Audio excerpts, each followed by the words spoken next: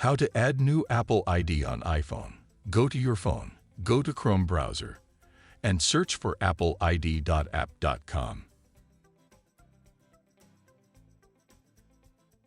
Now select My Apple ID. Now from here select Create your Apple ID.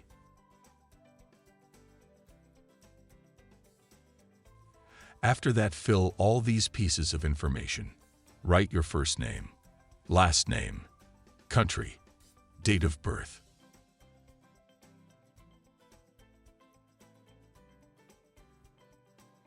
Your email address as example.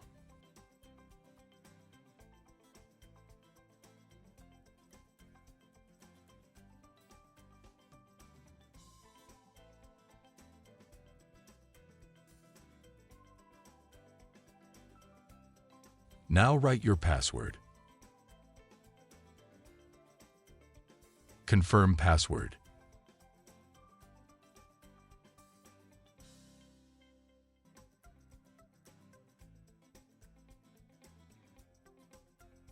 Enter your mobile number.